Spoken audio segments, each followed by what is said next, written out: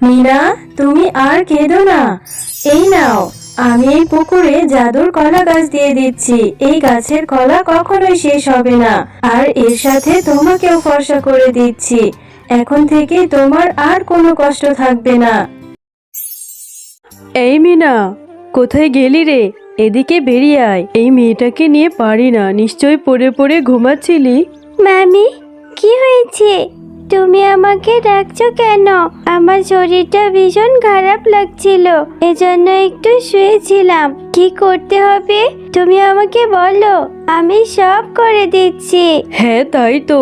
খেয়ে দে, পড়ে পড়ে ঘুমোবি। আর আমার বাড়ির সব কাজ কে করবে? তোর মরা মা এসে করবে?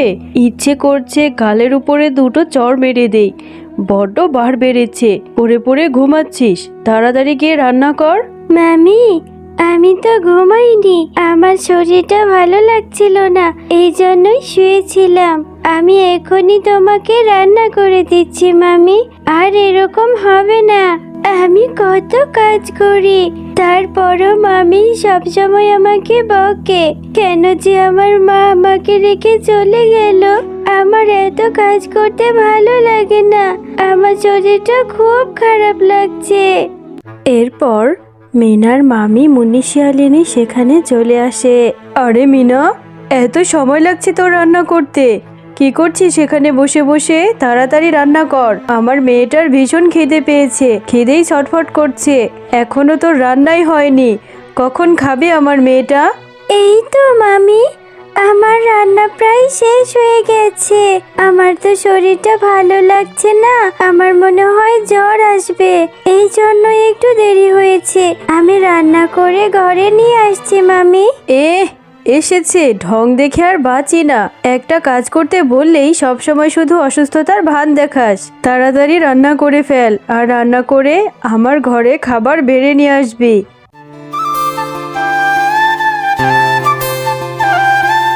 মামি, ও মামি, আমার অনেক খিদে পেয়েছে, তুমি বোনকে খাওয়াচ্ছ? আমারও না খিদেতে পেটটা চোচো করছে, আমাকে একটু খেতে দাও না মামি। আরে, যেই না দেখেছিস আমার মেয়েটা একটু খেতে বসেছে, অমনি চোখ লাগাতে চলে এসেছিস। আর তোর কাজ কি এখনো শেষ হয়েছে? কত কাপড় ধোয়া বাকি আছে। যা, কাপড়গুলো আগে ধুয়ে আয়, তারপর খাবি। মামি, তুমি আমার সাথে এমন কেন করো? তুমি টুম্পাকে কত আদর করো, আমাকে একটুও ভালোবাসো না। আচ্ছা ঠিক আছে, আমি কাপড় ধুয়ে এসে তারপরেই না হয় খাবো। এরপর মিনা মন খারাপ করে সেখান থেকে চলে যায়।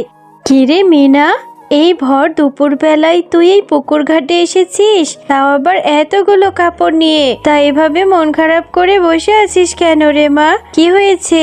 আজকেও নিশ্চয়ই তোর মামি তোকে বকেছে। কাকিমা, আমার শরীরটা যে ভালো না, খুব অসুস্থ লাগছে আর খুব খিদেও পেয়েছে।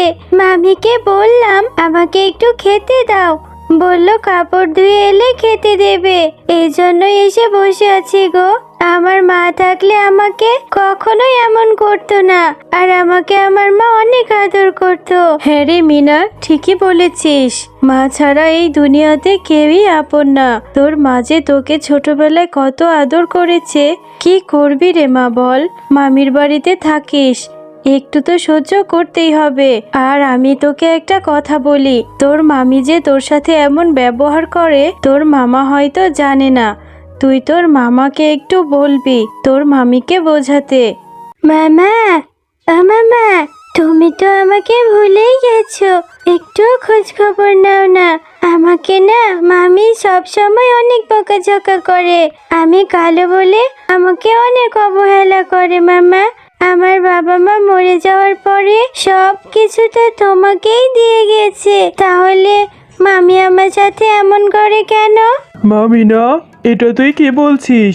তোর মামি যদি সত্যি তোর সাথে এরকমটা করে থাকে তাহলে তো ভীষণ অন্যায় করেছে। তোর বাবা মা মারা যাওয়ার পরে তোর দায়িত্ব আমি নিয়েছি, আর তোকে দিয়ে এত কাজ করাচ্ছে। আমি তোর মামিকে আজকেই বলবো। আচ্ছা মামা, ঠিক আছে, তুমি আবার মামিকে বকো না, মামি না হলে আমাকে মারবে। আর আমি গিয়ে একটু টুম্পার সাথে খেলা করে আসি। বোন টুম্পা, তুই কি লেখাপড়া করছিস? আমারও না লেখাপড়া করতে অনেক ইচ্ছে করে। আমারও ইচ্ছে করে আমি স্কুলে যাব, লেখাপড়া করে অনেক বড় ডাক্তার হব। আমার বাবা মা বেঁচে থাকলে আমিও স্কুলে যেতে পারতাম রে। আচ্ছা মিন্না, আমি মাকে বলবো, মা তোকেও স্কুলে ভর্তি করিয়ে দেবে। তারপর তুই আর আমি একসাথে স্কুলে যাব, অনেক মজা হবে, তাই না? এ কি মিনা, তুই এখানে টুম্পার কাছে এসে ওর লেখাপড়া নষ্ট করছিস, তাই না? আর তোর এই কালো চেহারাটা নিয়ে আমার মেয়ের কাছে কেন এসেছিস? এক্ষুনি এখান থেকে বেরিয়ে যা। তোর ওই কালো চেহারা যেন আমার মেয়ের সামনে না আসে। তুই আমার মেয়ের সাথে বেশি ঘোরাঘুরি করলে আমার মেয়েটাও তোর মতো কালো হয়ে যাবে। মামি, আমি কালো বলে তুমি সবসময় আমাকে এরকম করে বলো কেন? আমি কি ইচ্ছে করে কালো হয়েছি? আমাকে তো আল্লাহই কালো করেছে।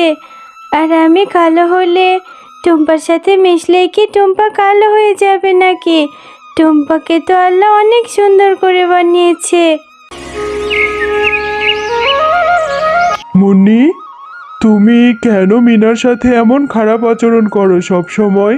তুমি কি ভুলে গিয়েছো ওর বাবা মা মরে যাওয়ার পরে ওর যত সম্পত্তি ছিল সব কিছু আমরাই ভোগ করছি। এমনকি ওর জন্য রেখে যাওয়া টাকা পয়সাগুলো আমরাই খেয়েছি। এখন ওকে আমাদের বড় করার দায়িত্ব। সেটা না করে তুমি সবসময় আমার ভাগ্নিটার উপরে এত অত্যাচার করছো।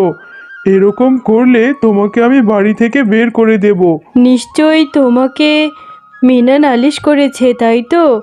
ও তো বাচ্চা মেয়ে, তুমি ওর কথা বিশ্বাস করে নিলে। ওকে দিয়ে তো আমি কোনো কাজই করাই না, এত কষ্ট করে সব কাজ আমি করি, আবার তুমি আমাকে এতগুলো কথা শোনাচ্ছ। আচ্ছা ঠিক আছে, আমি মিনাকে বুঝিয়ে বলবো। আরে মিনা, তোকে নাকি আমি অত্যাচার করি, সব কাজ তোকে দিয়ে করাই। ভালোই তো মামার কাছে নালিশ করতে শিখেছিস। বড্ড বার বেড়েছে তোর, তাই না? একে তো খাচ্ছিস দাচ্ছিস। মামি, আমি তো নালিশ করিনি, আমি তো মামাকে বলেছি আমাকে তো তুমি ভালোবাসো না, তুমি যাতে আমাকেও টুম্পার মতো ভালোবাসো, তাই মামাকে বলেছি। ওরে হারামজাদি, আমার বিরুদ্ধে নালিশ করা!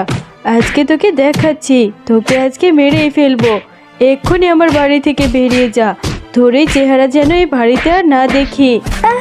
মামি, আমাকে মেরো না মামি, আমি মরে যাব তো। আমার ভীষণ লাগছে মামি, আমাকে ছেড়ে দাও, আমি আর কখনো বলবো না। হে হে, মামি আমাকে কত মারলো, আমার গায়ে খুব ব্যথা করছে। আমাকে বাড়ি থেকে বেরিয়ে যেতে বলেছে। আমি এখন কোথায় যাব? বাবা মা, তোমরা আমাকে নিয়ে গেলে না কেন তোমাদের সাথে? মিনা, তুমি কাঁদছো কেন? তোমার কি হয়েছে? তুমি আমাকে বলো, আমি তোমাকে সাহায্য করব। এরপর মিনা পরীকে তার সাথে ঘটে যাওয়া সবকিছু খুলে বলতে থাকে। মিনা, এই নাও, আমি তোমাকে এই জাদুর কলা গাছগুলো দিয়ে দিচ্ছি। এই কলা গাছের কলা কখনোই শেষ হবে না। কিন্তু পরি, আমি এই কলাগুলো দিয়ে কি করব? আর আমি যে ভীষণ কালো, আমি কালো বলে কেউ আমাকে ভালোবাসে না। এই কলাগুলো দিয়ে আমার কি হবে? মিনা, এই কলাগুলো তুমি বাজারে বিক্রি করতে পারবে। এভাবে তুমি তোমার জীবন কাটিয়ে দিতে পারবে, আর তুমি দুঃখ পেও না। এই নাও, আমি তোমাকে অনেক ফর্সা করে দিয়েছি। এখন থেকে সবাই তোমাকে ভালোবাসবে, কেউ আর কালো বলবে না। এরপর থেকে মিনা বাজারে সেই জাদুর কলাগুলো বিক্রি করে অনেক সুখে দিন কাটাতে থাকে।